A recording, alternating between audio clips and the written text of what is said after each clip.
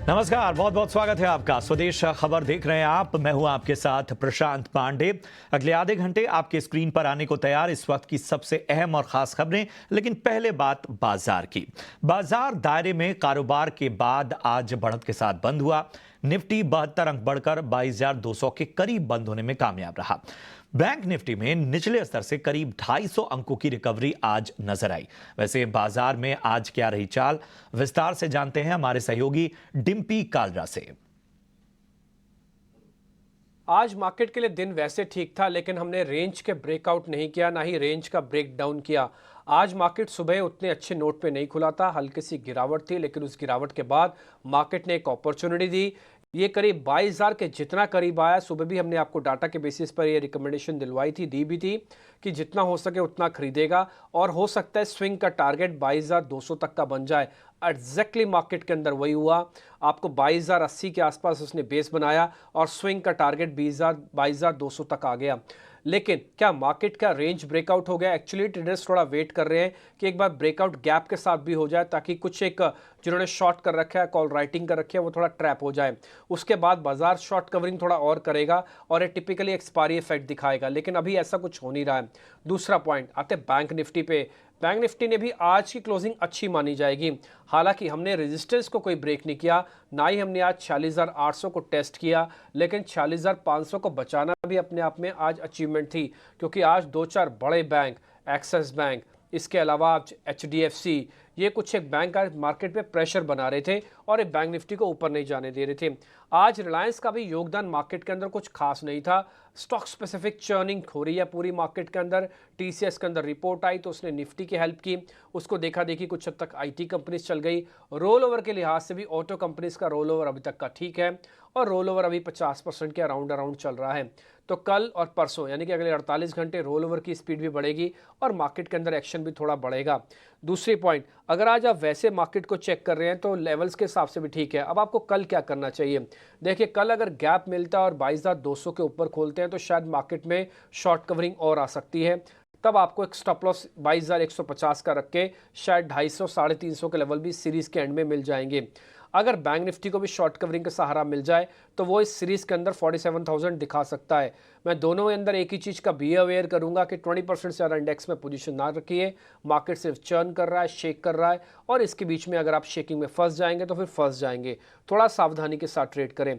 दूसरा पॉइंट, ना केवल अब डेरिवेटिव एक्सपायरी का इम्पैक्ट आएगा, अब धीरे धीरे हो सकता है इलेक्शंस का भी इम्पैक्ट आपको आता हुआ दिखे, क्योंकि मार्च सीरीज के अंदर इलेक्शंस की डेट अनाउंस हो सकती है और इस समय पार्टी के अंदर जो कामकाज हो रहा है वो अपने चरम पर चल रहा है।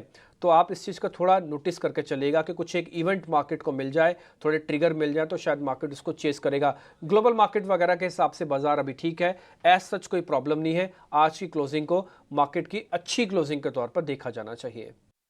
तो ये रही बाजार की वो अहम बातें जो हमारे सहयोगी डिम्पी ने आपके सामने रखी। और चलिए अब एक और अहम खबर की ओर बढ़ते हैं। वोडाफोन आइडिया से जुड़ी खबर। फंड जुटाने के लिए बोर्ड बैठक हो रही है।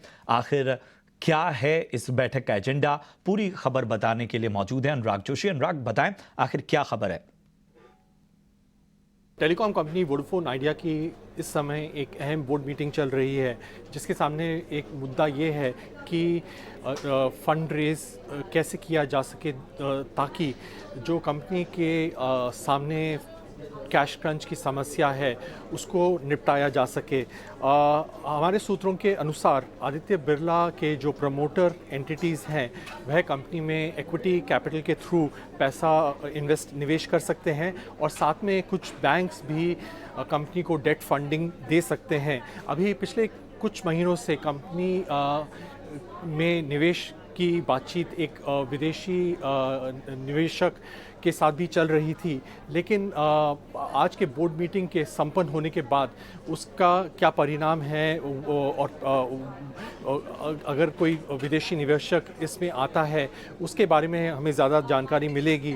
अभी पिछले ही साल एक प्रमोटर एंटिटी ने कंपनी को 2,000 करोड़ रुपए तक की अश्योर्ड फंडिंग की सपोर्ट दी थी और उस समय ये बताया नहीं गया था कि ये प्रमोटर एंटिटी कौन है, पर माना ये जा रहा है कि ये फंडिंग आदित्य बिरला ग्रुप के जो प्रमोटर एंटिटीज़ हैं उनके तरफ से आ सकता है। बहुत बहुत शुक्रिया करेंगे अनुराग आपका इस अहम जानकारी के लिए। पीएम मोदी शनिवार को देश को ईस्टर्न और वेस्टर्न डेडिकेटेड फ्रेट कॉरिडोर की सौगात दे सकते हैं। इस पर ज्यादा जानकारी लेते हैं हमारे सहयोगी समीर दीक्षित से। समीर, बताएं आखिर क्या तैयारी है? आम चुनाव की तारीखों के ऐलान से पहले प्रधानमंत्री मोदी एक के बाद एक कई बड़े इंफ्रा प्रोजेक्ट की शुरुआत कर रहे हैं। या तो फीते काटे जा रहे हैं या शिलान्यास कार्यक्रम हो रहा है। उसी फहरिस्त में रेलवे का एक और बड़ा मैसिव इंफ्रा प्रोजेक्ट की शुरुआत प्रधानमंत्री मोदी करने जा रहे हैं। संभवतः 2 मार्च को एक बड़ा कार्यक्रम होगा जिसमें ईस्टर्न डेडिकेटेड फ्रेट कॉरिडोर और वेस्टर्न डेडिकेटेड फ्रेट कॉरिडोर, ये रेलवे के गेम चेंजर फ्रेट कॉरिडोर है जिनकी शुरुआत प्रधानमंत्री मोदी करने जा रहे हैं।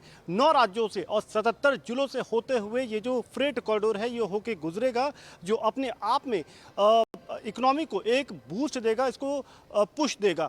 और इस पूरे प्रोजेक्ट की जिसकी शुरुआत प्रधानमंत्री मोदी करने जा रहे हैं, इसमें जो नया रेल ट्रैक बिछा है वो 2800 किलोमीटर से भी ज़्यादा है और लागत 1.25 लाख करोड़ रुपए है। इतनी भारी भरकम राशि लगा करके सरकार फ्रेट कॉरिडोर सिर्फ इसलिए बना रही है ताकि जो फ्रेट ट्रेन का मूवमेंट है वो तेज़ गति से हो पाए।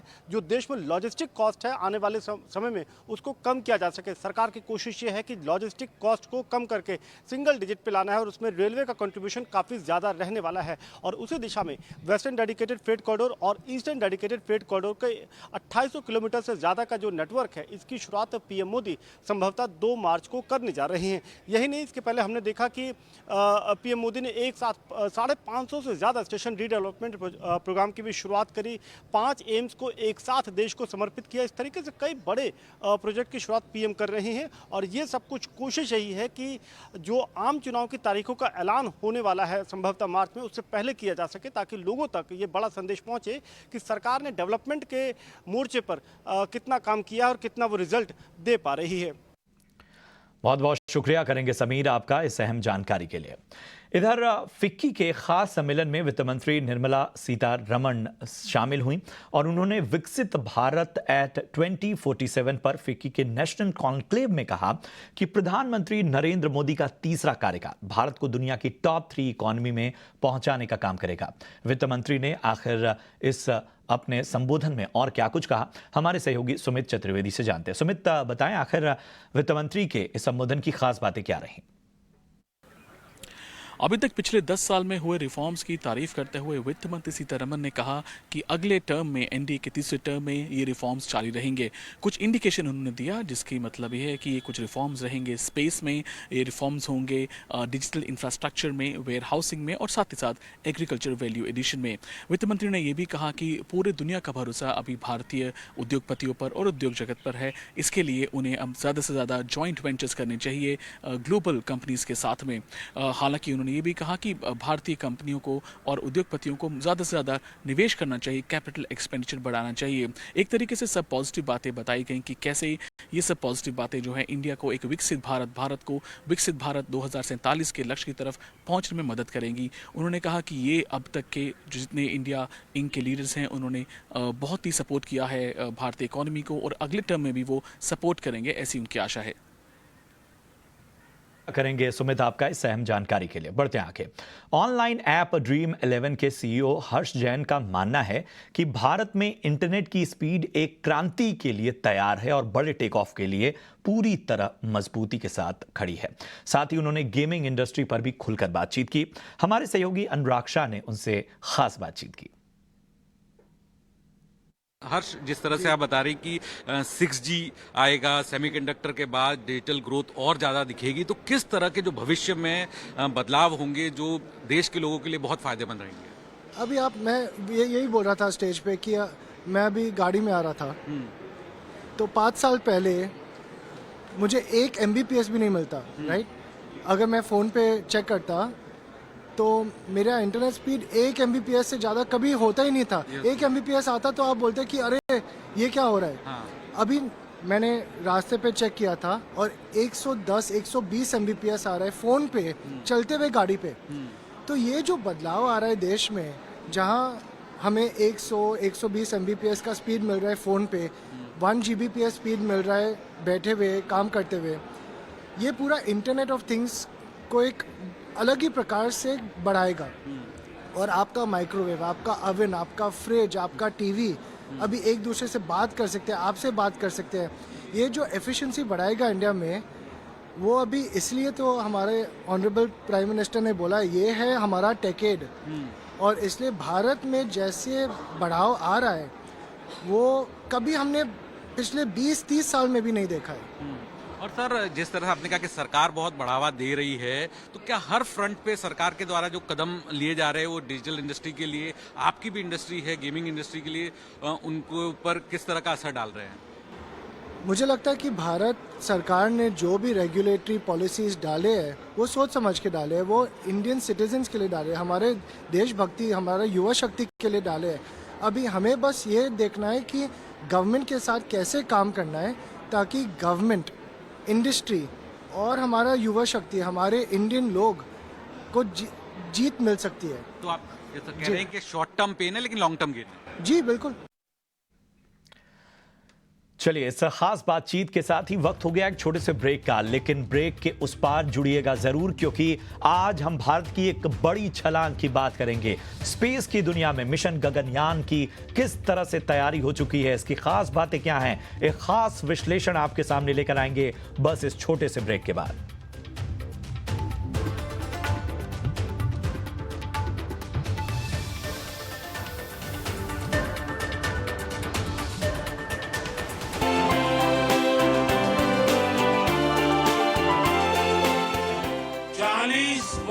के बाद कोई भारतीय अंतरिक्ष में जाने वाला है, लेकिन इस बार टाइम भी हमारा है, काउंटडाउन भी हमारा है और रॉकेट भी हमारा है।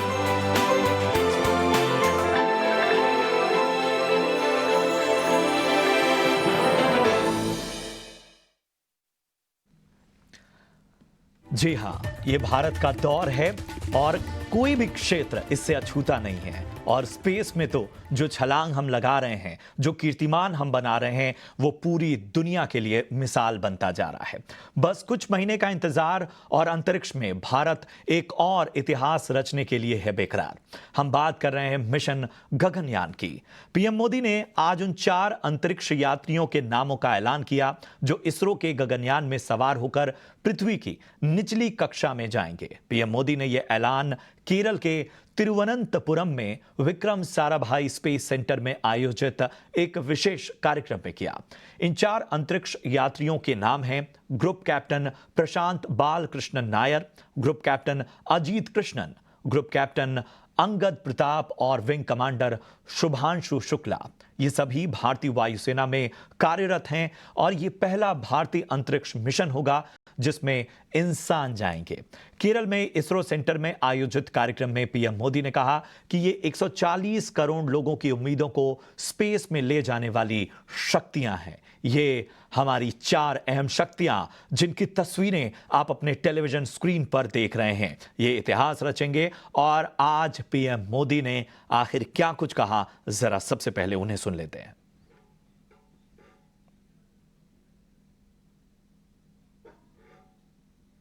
माननीय प्रधानमंत्री जी से निवेदन है कि वे एस्ट्रोनॉट डेजिग्नेट्स को विंग्स प्रदान करें। ग्रुप कैप्टन प्रशांत बालकृष्णन नायर,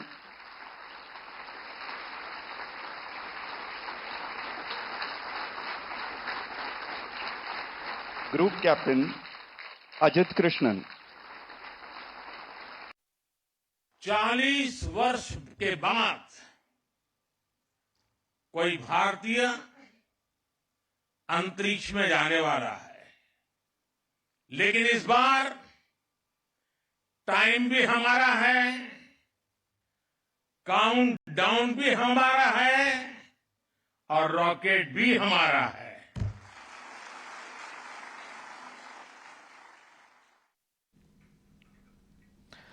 जी हां, ये समय हमारा है, ये भारत का समय है और लगातार नई छलांग लगाना है भारत, खासतौर पे स्पेस की दुनिया में। और आखिर इस मिशन की खासियत क्या है, चलिए जानते हैं हमारे सहयोगी अभिषेक सत्यव्रतम से।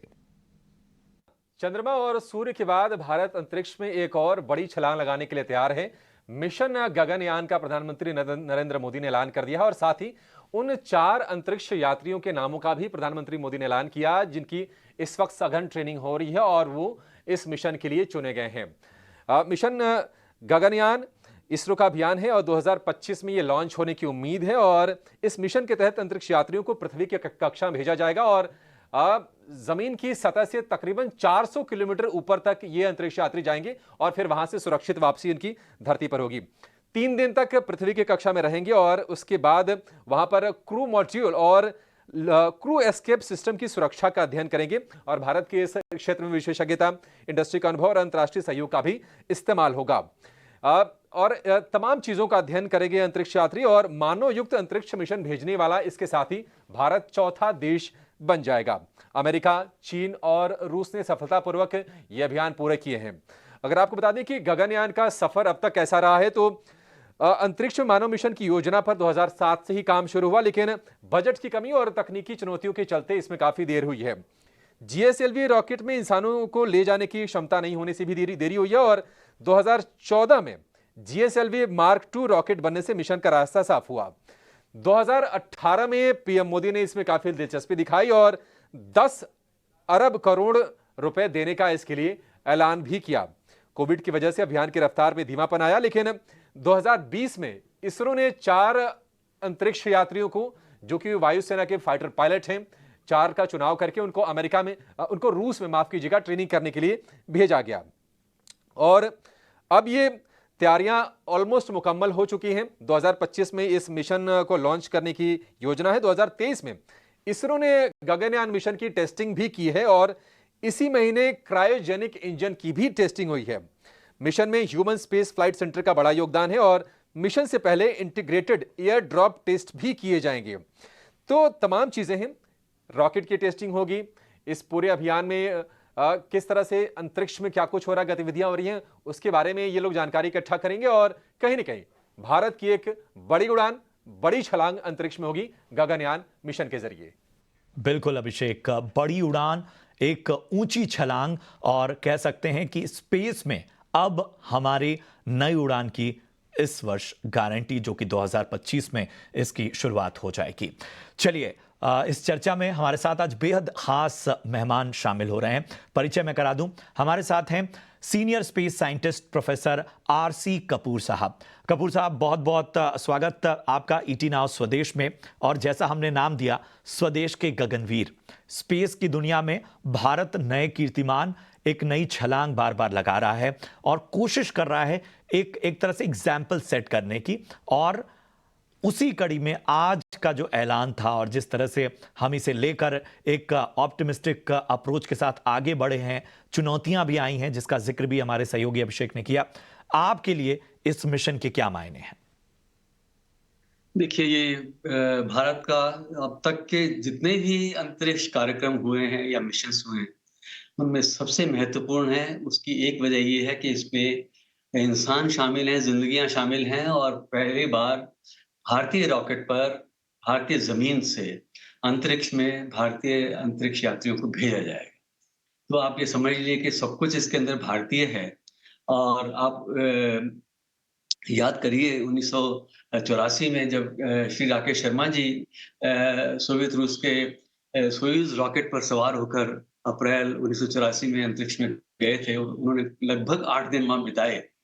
वो भारत के लिए कितना रोमांचक समय था, यानी कि हमारा अपना भारतीय जो है अंतरिक्ष में पहुंचा।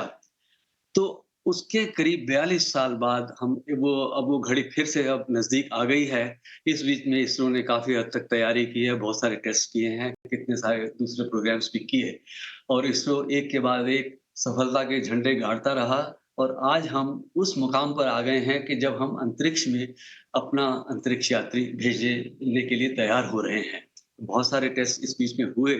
तो एक्चुअली आप ये समझिए कि 40 साल से भी पहले, बल्कि 60 साल के आसपास शैलेंद्र जी ने हमारे दिल की बात कह दी थी, कोई ना रोको दिल की उड़ान को। तो अब हम उड़ने जा रहे हैं और एक बड़े ही विशेष तरीके से। बहुत ही बढ़िया नोट के साथ आपने इस पूरी उपलब्धि का बखान किया। एक चीज़ और सर मैं समझना चाहता हूं कि किसी भी देश के लिए उसके स्पेस मिशन जो होते हैं और आज के दौर में जब एक होड़ सी मची हुई है, कितना मायने रखते हैं और ये खास तौर पे भारत जैसे देश के लिए इस तरह के मिशन कितनी बड़ी उपलब्धि? देखिए, बात ये है कि अभी तक हम ख़ास तौर से अपना इंफ्रास्ट्रक्चर डेवलप करते रहे हैं। साइंस मिशंस थोड़े हुए हैं, लेकिन वो सभी के सभी सफल रहे हैं और अपने अपने अंदाज़ में उन्होंने बहुत कुछ जो है भारतीय वैज्ञानिकों को भी दिया है। इसके अलावा जो इंफ्रास्ट्रक्चर है, उसमें हमारा कम्युनिकेशन सैटेलाइट्स हैं, अर्थ ऑब्जर्वेशन सैटेलाइट्स हैं और डिफेंस के लिहाज से जो हमने जो उनको अपनी तरफ से दिए हैं सैटेलाइट्स, वो बहुत महत्व रखते हैं और इसके अलावा जो हमने अपना जीपीएस सिस्टम जो है वो डेवलप कर लिया है। तो हिंदुस्तान एक किस्म से इस समय जो है अपने ही पैरों पर पूरी तरह से खड़ा है। तो ज़ाहिर है हमको किसी का और का मुँह देखने की ज़रूरत नहीं है। तो ये आप ये समझिए कि हमने एक पावरफुल रॉकेट जो है डेवलप किया जीएसएलवी मार्क 3 के रूप में, जो कि जियो स्टेशनरी ऑर्बिट तक सैटेलाइट्स को ले जाने में सक्षम है। इसके अलावा जो ह्यूमन स्पेस फ्लाइट्स जो हैं, उनके लिहाज से भी ये बहुत उपयुक्त है और इस समय जब LVM-3 जो है, इसको एक नया नाम दिया गया है, लॉन्च व्हीकल मार्क 3 और इसमें हमारे अंतरिक्ष यात्री जाने वाले हैं। तो जहाँ तक मैं समझता हूँ कि 3 अंतरिक्ष यात्री यात्रा करेंगे और 400 किलोमीटर की ऊंचाई पर ऑर्बिट में 3 दिन के लिए रहेंगे। उसके बाद उनको वापस भी सुरक्षित लाया जाना है। ये सारी की सारी प्रोसेस कहने में बहुत आसान है। आप ये समझिए कि आप फिल्मों में देखते होंगे किस प्रकार से हैव रॉकेट विल ट्रैवल वाला हिसाब है, लेकिन उस एक रॉकेट की उड़ान के पीछे आप पहले भी देख चुके हैं कि कितना सारा बड़ा सिस्टम जो है वो काम करता है। और चंद्रयान 2 के समय में या चंद्रयान 3 के समय में किस प्रकार की हमारे सामने चुनौतियां अचानक आ गई और उसके बावजूद जो है हम आगे जो न सिर्फ बढ़े बल्कि सफलता अपने जो है वो हमने हासिल किया। तो हजारों लोग इसमें शामिल हैं और कितनी जनरेशन से जो है भारतीय वैज्ञानिक और इंजीनियर इन सब सिस्टम्स को डेवलप करने में लगे रहे हैं। सन 2007 में पहली बार जो है डॉक्टर माधवन नायर ने भारतीय अंतरिक्ष उड़ान को लेकर के प्रस्ताव किया था। 2009 में इसको मंजूरी मिली और 2014 में एक काफी बड़ा बजट का चंक मिला और उसके बाद से हम शुरू हुए। लेकिन मेन चीज था कि हमारा एक जीएसएलवी रॉकेट जो है वो तैयार होना चाहिए। तो जब मार्क 2 और मार्क 3 की जो टेस्ट हुए, बिल्कुल, तो जाहिर है कि हमें पूरा भरोसा हो गया कि हम अगला स्टेप जो है जो दिल की उड़ान है उसको हम करने में सक्षम होने वाले। बिल्कुल, दिल की उड़ान है और इस उड़ान को अब कोई न रोके। यही सबके मन की आकांक्षाएं, आशाएं और उम्मीद की ये उड़ान है और एक नई छलांग लगाने को हम तैयार। बहुत बहुत शुक्रिया करेंगे अपना कीमती समय देने के लिए प्रोफेसर कपूर, और उम्मीद यही करते हैं कि और भी बड़े बड़े कीर्तिमान हम बनाएं। बहुत बहुत शुक्रिया हमसे जुड़ने के लिए और इस खास विश्लेषण के लिए। तो इस चर्चा के जरिए हमने समझने की कोशिश की कि आखिर भारत का स्पेस मिशन आखिर क्यों इतना मायने रखता है, खासतौर पे गगनयान और गगनवीर, जिनकी तस्वीरें आज हमने देखी तो गर्व से सीना फूल गया और वाकई हम एक बड़ी छलांग लगाने को तैयार। चलिए, फिलहाल इस चर्चा में इतना ही। दीजिए इजाजत। आप देखते रहिए ईटी नाउ स्वदेश। नमस्कार।